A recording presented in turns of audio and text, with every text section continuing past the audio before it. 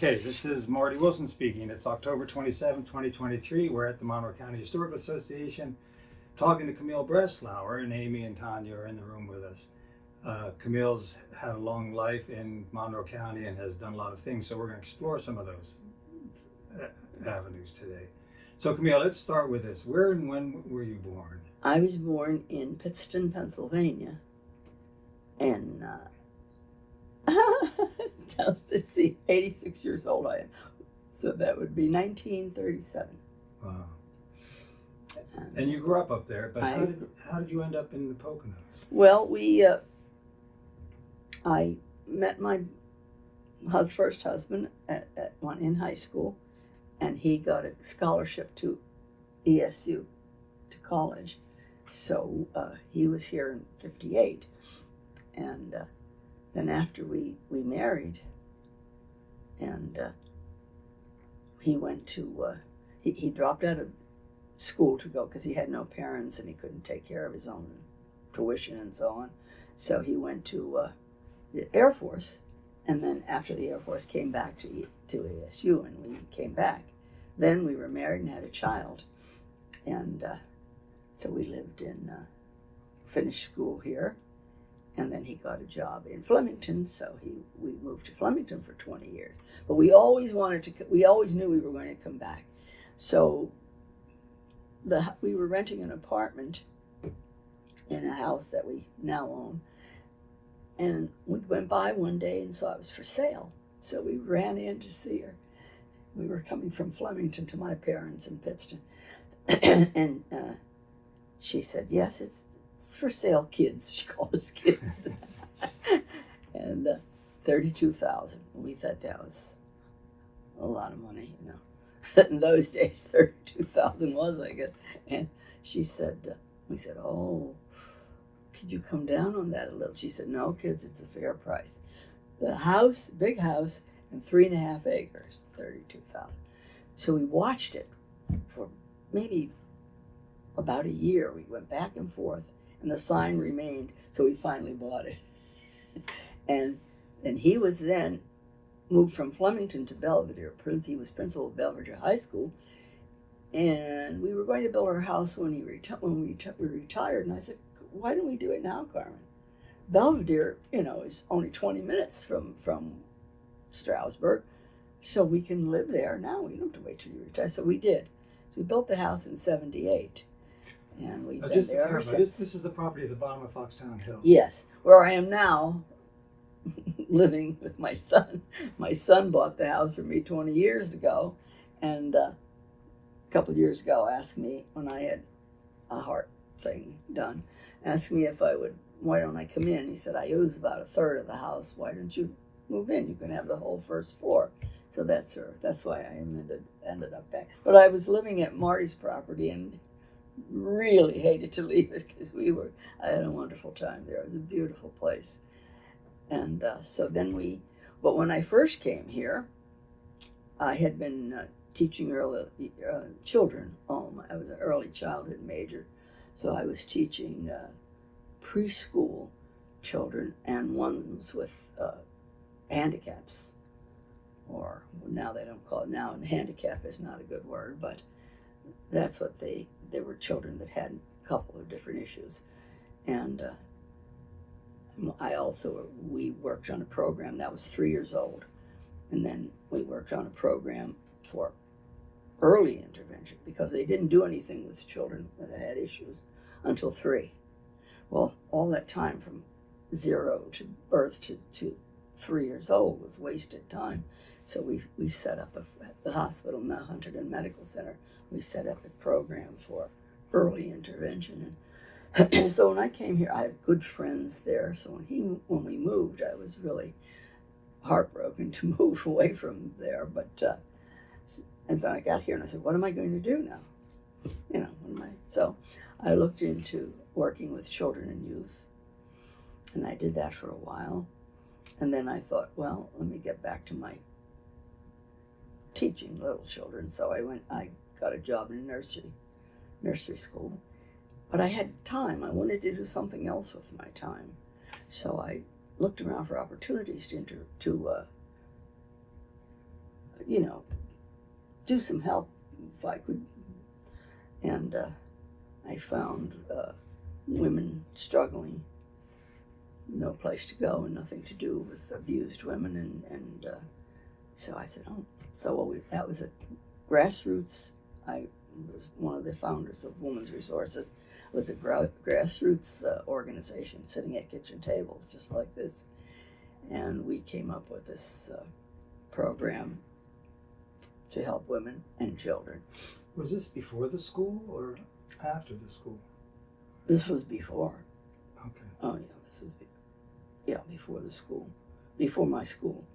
So we were renting a place for Women's Resources, and we had a 24-hour service and marvelous training which I took, and I was on call 24 hours every once in a while, 24 hours a day, and so that was coming along. We were working at, in those days, police and everybody didn't understand. They'd say, well, a woman must have asked for it, what she must have done something wrong. Why did, So we did a lot of talking and training and trying to tell them that abuse was not a sexual thing. It was power. It was, the man wanted power. And so we, that the program continued to grow and flourish. In the meantime, I was teaching and decided, I think maybe I'd like to open my own school and innovate some of my own ideas. So I found I saw a house for sale, this red house in the Gap, and I said, Carmen, let's buy it. We'll open it. And we'll open a school for children, a daycare. And he said, you think you can do it? I said, of course, I've been doing it for other people. I certainly think I can do it for myself. So I did. We bought the building from the chemical plant there. It was Hyco at the time, and $42,000. Prices were nice then. And I had it, I got permission I got a license and so on, and had to do many alterations to make it fit the daycare needs. And we did that. And so I was successfully running that. And I took children from 3 to 5 years old. Well, people start saying to me, how about infants? How about Barbie, we have a baby? What? And I said, So the little old lady who lived next to me, it was just a grass driveway, and then there was a gray house. Aunt Nellie, we called her. She was, I don't know how old she was, but she was up there. She passed away, and her caretakers, who were taking care of the property for her and her estate, asked me if I wanted to buy it. So I thought, it's a good idea, because there's only a grassy driveway, and I could imagine someone buying that and saying, your children are on my property. So we ended up buying the gray house and made it into another daycare. I remember the inspector came and said there were 26, they found 26 different things that had to be fixed. And I said, oh, forget it. An old building, two older buildings they both were. I said, no, I'm not going to go through that. He said, well, now, wait a minute. He said, let's look it over. It came down to two items I really had to do, to get the license. So I did and ran that successfully. So that went on. I had Little Red House was a marvelous, marvelous experience for children. Then I ran a infant program also then. In the one house I put infants and toddlers, and the others 5. Then they start telling me, well, how about the after-schoolers? And I said, well, that's a whole nother ball game. I didn't want to mix them in with the little children. I've seen that in daycares. And it's not a good situation, because they're knocking little ones over and so on.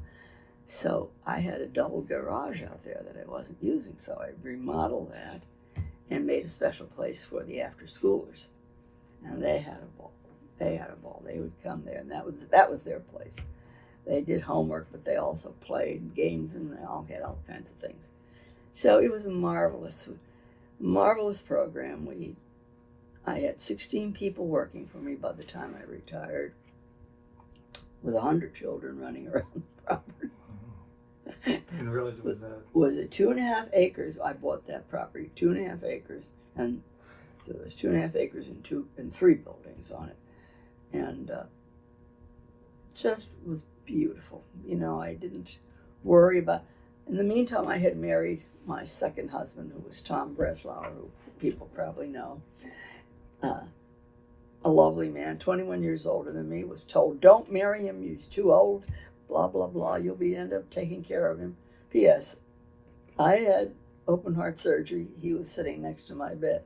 I had uterine cancer. He was sitting next to my bed. And he said, "Something's wrong with this picture. I'm supposed to be in bed." Excuse me. But it was a wonderful experience with him. And so I didn't really need to make great money from that little red house. We were never in the black, never in the red, but, you know, it wasn't making fabulous money, that's for sure, because I was very generous. Whatever the children needed, I didn't have a set budget and say, well, we can't afford paints this month, so whatever the children needed, I supplied, and we had a ball. Then we ran a summer program, and then I decided to run a summer program for the older children. The older program was running well, and then they said, "What are we going to do in the summer when they're out of school?" Let me see. So I came up with this 3 sessions in the summer. We did everything. They hiked, they swam, they did. I had artists and artisans of every kind come in and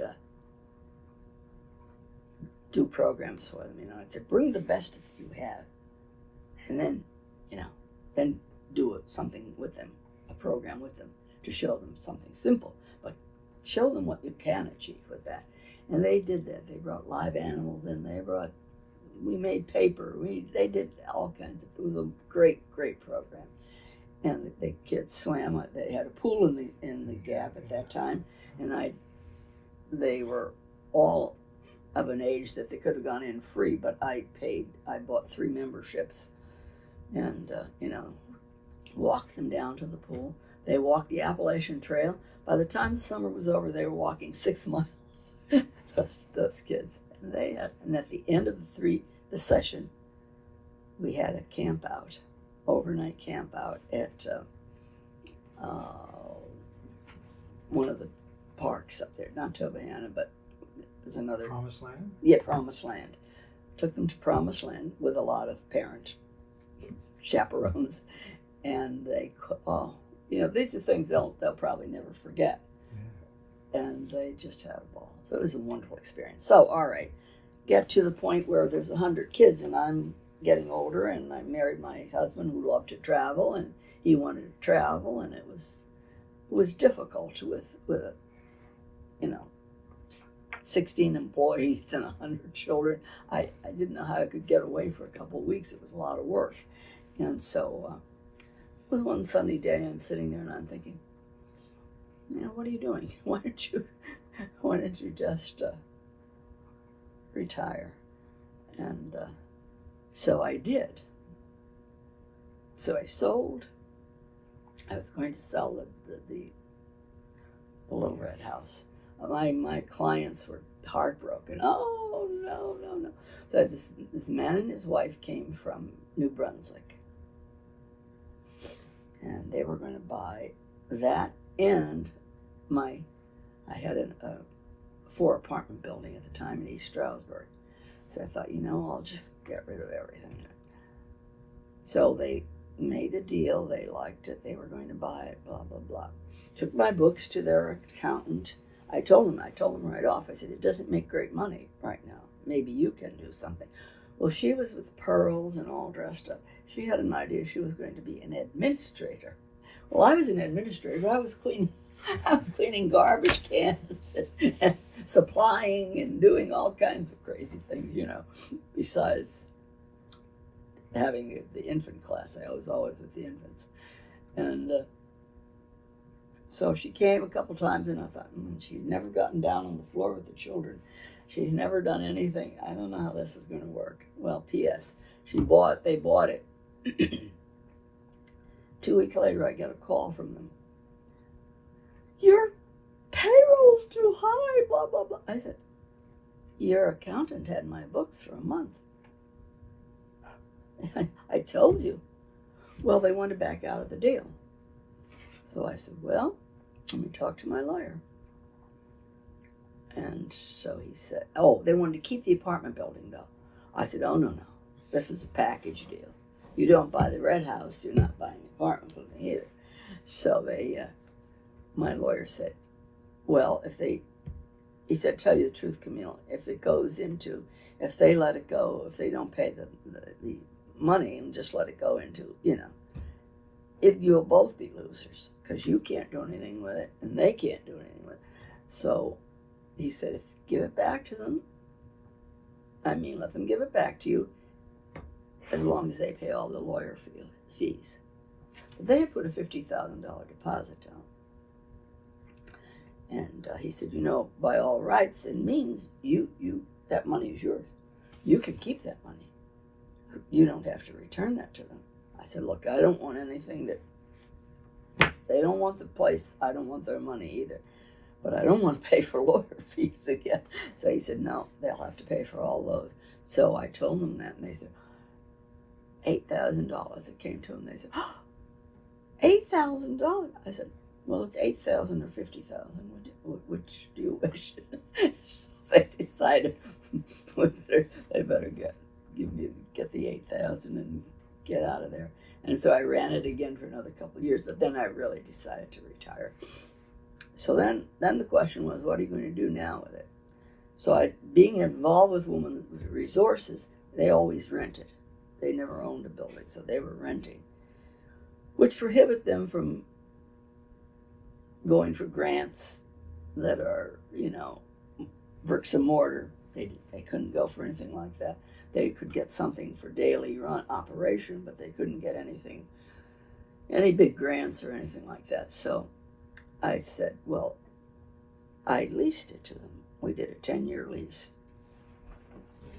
And they were thrilled. They said, oh, that would be great. So I leased the little red house. And I thought, I'll feel good about that now because it's something else that I love, children, taking care of children. Because many times with the little red house, with the Women's Resources, you'd be called out on call, and there'd be 2 little children crying in the middle of the night and everything, and you'd meet the woman, and she was running for her life and so on, and these little children. So I always felt good about that my place was going to be used, for a good purpose. So I leased it to them for 10 years. And after about, 5 years or so, they were having a hard time, not being able to get grants and everything. So I said, you know what? I talked to my sons. Said, I'm going to give some of your estate away. Do you mind? And they said, I said, what do you mean? I said, well, I'm thinking of gifting this property to the Women's Resources so they can have a permanent place. They won't have to move ever. And they said, Mother, sure, do whatever you want. It's your business. It's not hasn't anything to do with us.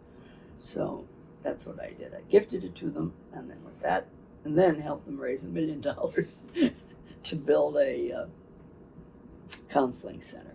There was room enough to build another building on there. And that's when they built their beautiful new counseling center. And by the way, they're not called Women's Resources anymore. They're called Monroe Safe. Safe Monroe. Safe Monroe, Safe Monroe.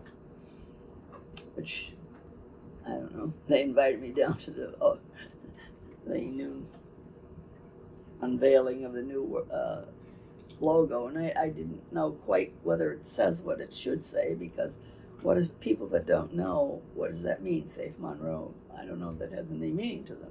Women's Resources, certainly. But I understand they're more inclusive now, and they do help men and and so on, and other issues. So Do they have a portrait of you in the lobby of this new building? they have my name on the glass wall. No, I don't care about that, but I feel good about it. I've never looked back once and said, oh, I could have sold it to a developer for God knows how much to put a big apartment building or something there, but I feel good about it. It's a good organization, and it's doing well. Unfortunately, there'll always be the need for it. So hopefully, maybe someday not. But the way things are going, it doesn't look too promising. But we have a better understanding now.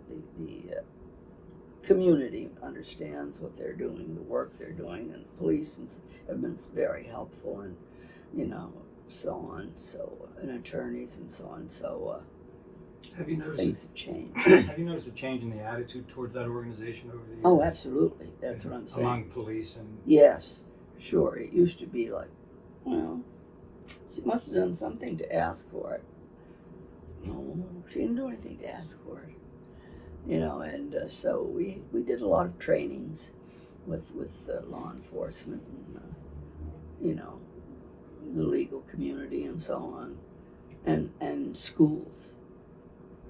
We used to go into schools and speak to children, just generally speak, and we invariably had some child come after and say they were being sexually abused at home or something. That we always had somebody come up. They didn't know where to go. They do. Who does a child tell? They don't want to tell their friends because they know that it's not the right thing, and sometimes if they don't have a teacher, maybe they don't feel comfortable. But when we would come in and talk to them, then they would look us up, and so we've had older women come years after they've been raped and attacked, and have never really dealt with it on any level other than just tamp it down, come and tell us they're having problems, and could they talk to somebody, and we talk to them and so on. So they do good work. They get people jobs. They help them go to court. We have clothing. Well, we opened the Echo. Echo is what do they call it? Lightly used secondhand clothes.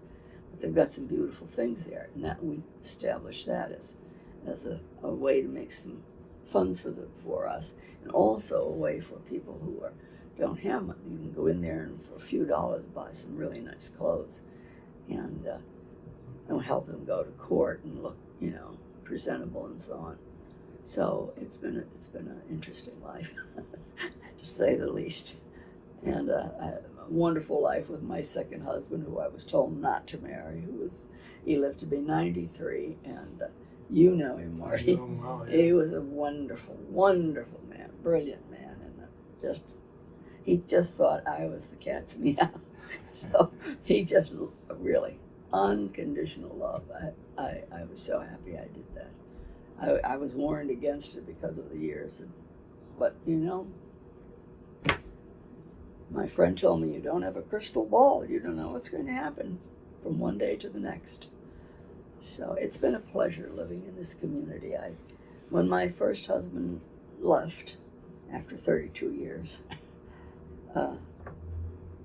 my first inclination was get out, leave, go back to maybe where I came from or so on.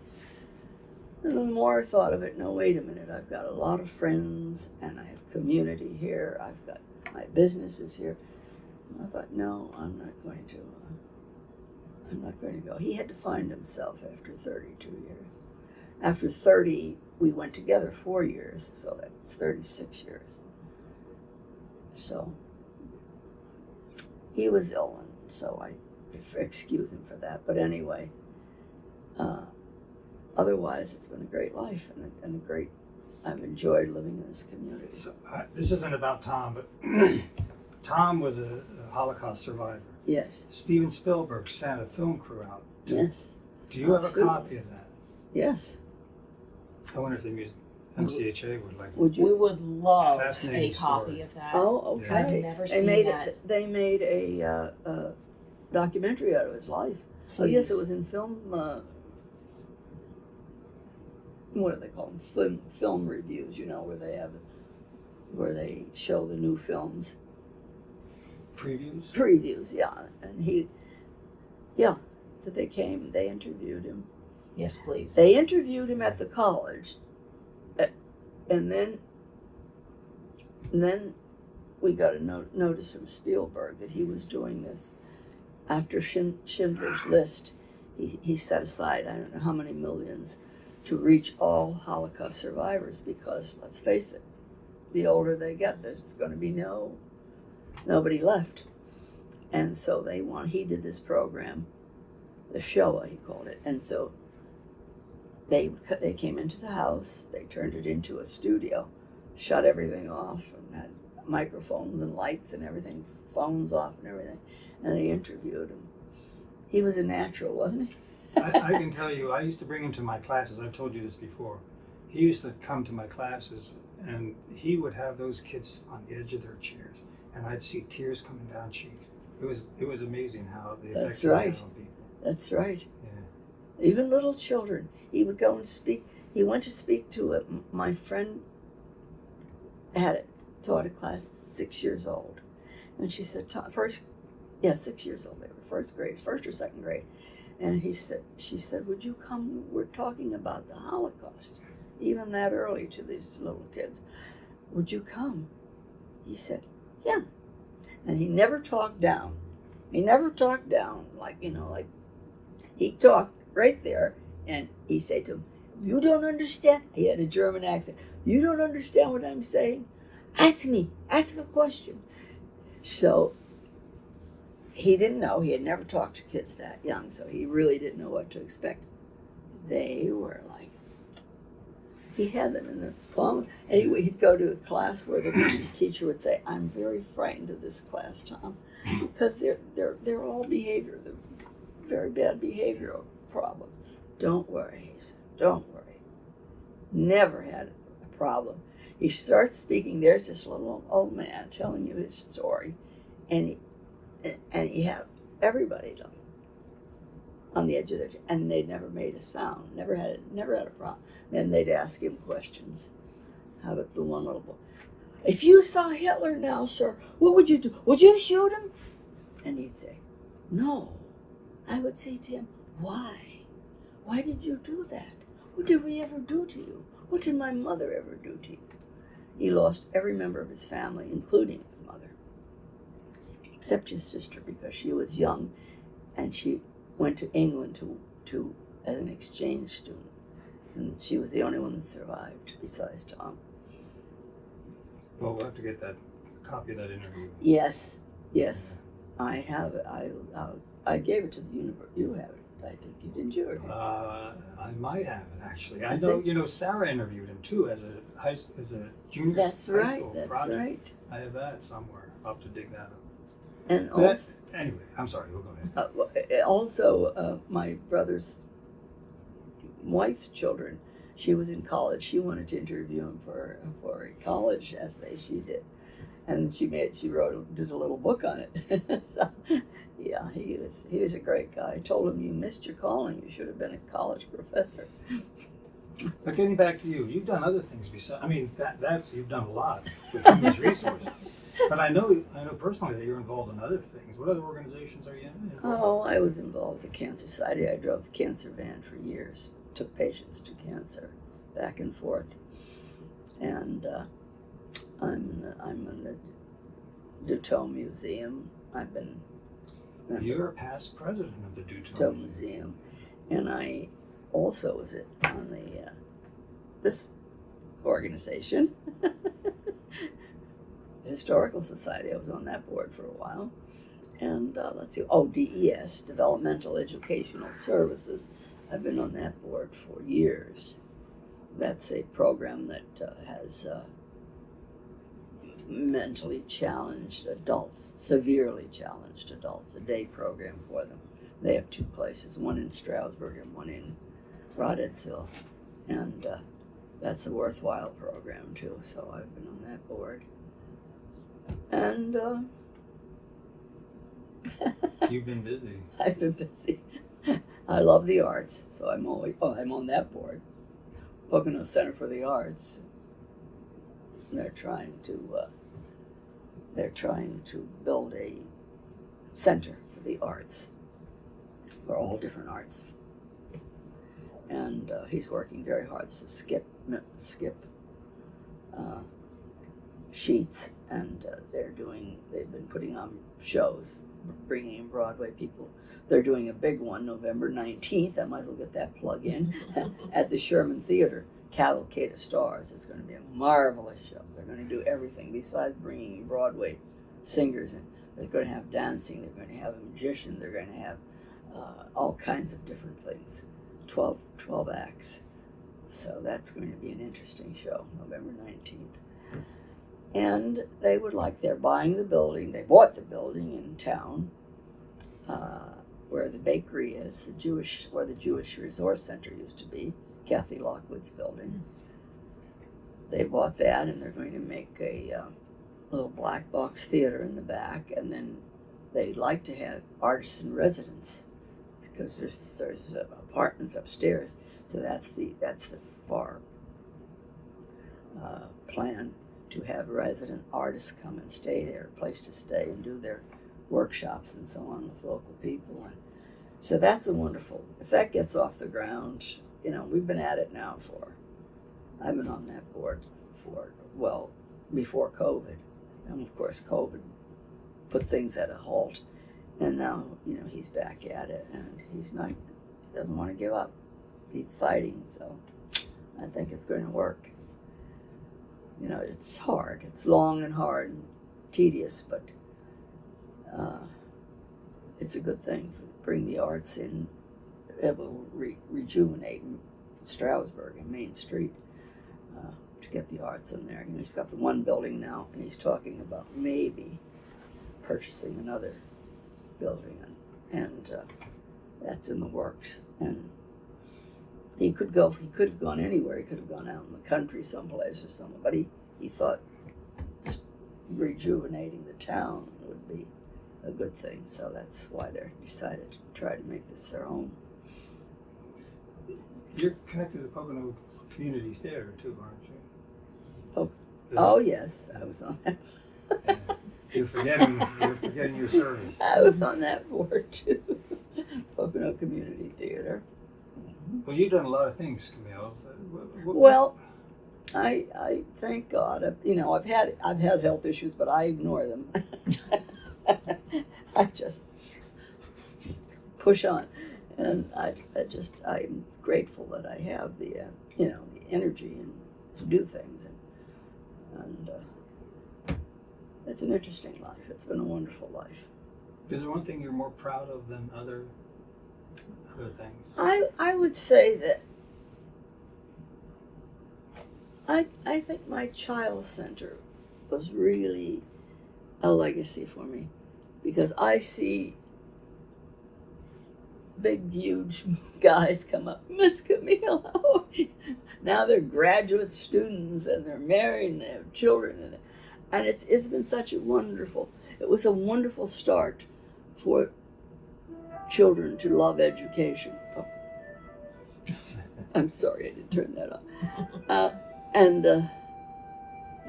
give them a good start, a good foundation. What learning can be fun. It isn't I'm sorry. It'll stop. It'll stop. So that I'm very proud of, I think, because it has affected many, many children on different levels. And, when you start out loving learning and loving education and realize what it could be, it makes a difference. Yeah. We had a reunion once, the Little Red House reunion, and those children were all almost to the last one, successful, pursuing further education, doing wonderful things.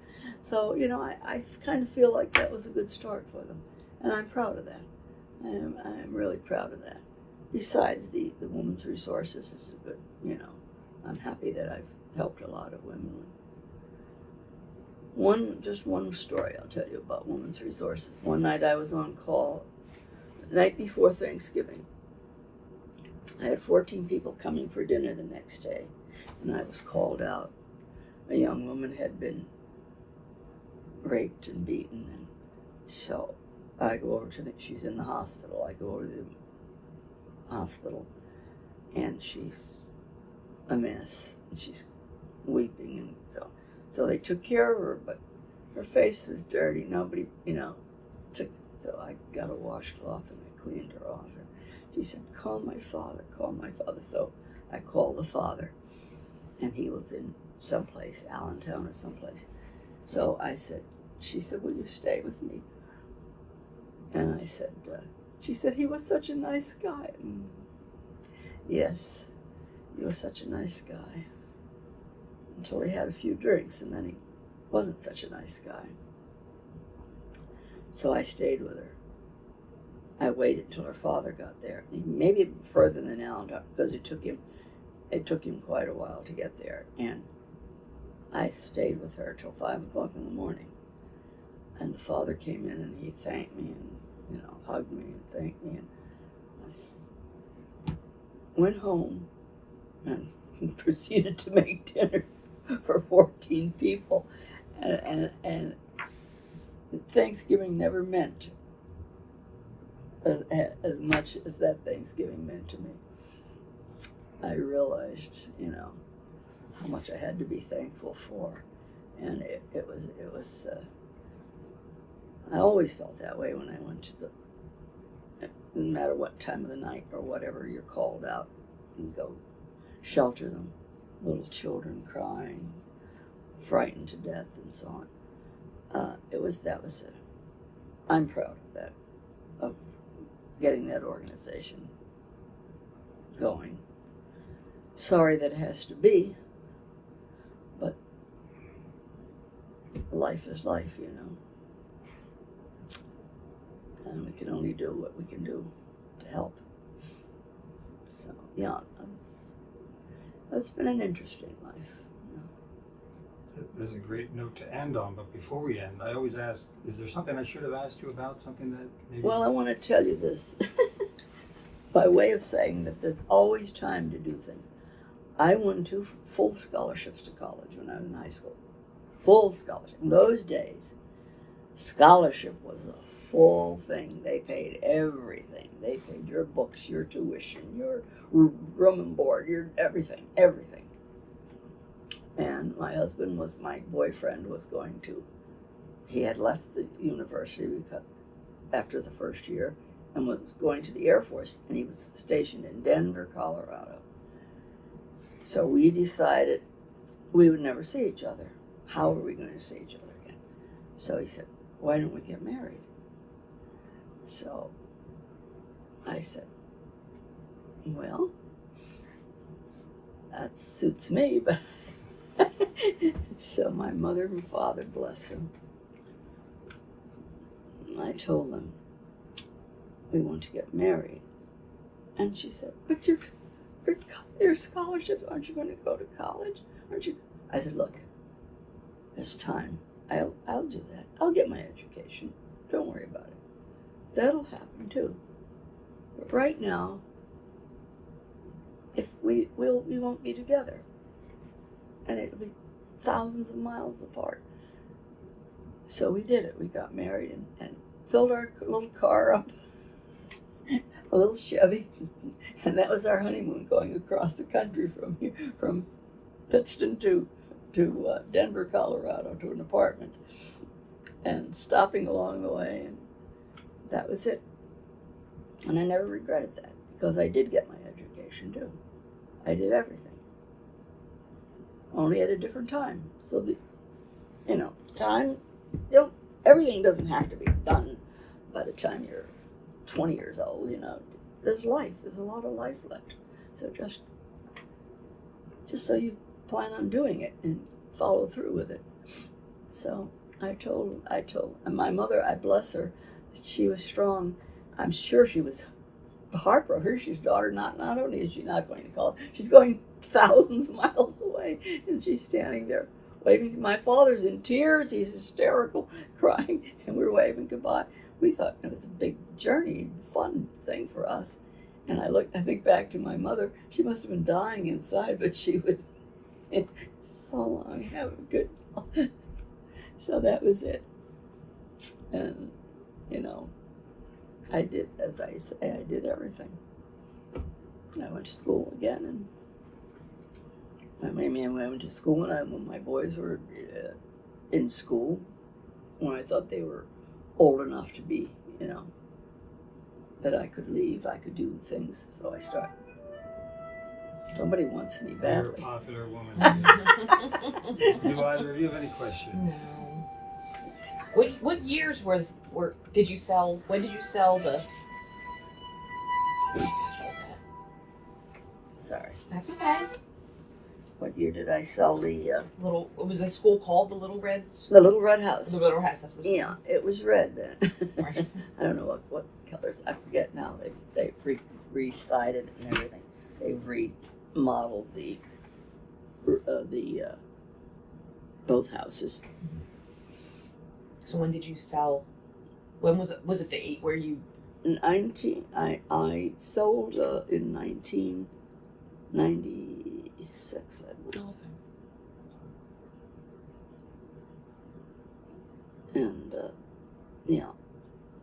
And they've been there, and as I say, then they said, "Oh, we need money now to build this building." So I said, "All right."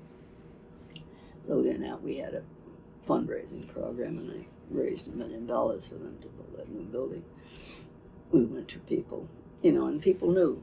By then, they associated Women's Resources with a helpful organization. Like Weiler Brush, I walked in and the wife said, "I know your work, I know what you do." Different people I'd sit down with and start to give a spiel, and they'd say, "We know about it, we know what you're doing, we know what you're trying to do." And they were very generous.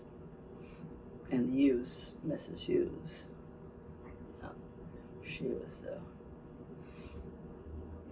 we sat down with her. We took her to lunch to ask for money, and she had a little envelope with a couple crumpled $100 bills in. That's what she was going to give us. By the time we finished our presentation, she ended up giving us a whopping amount of money. $750,000, I think. And that was wonderful. So they did all their remodeling and money we raised and everything, and we were very successful there. So, oh, thank you. Yes, thanks very much, Camille.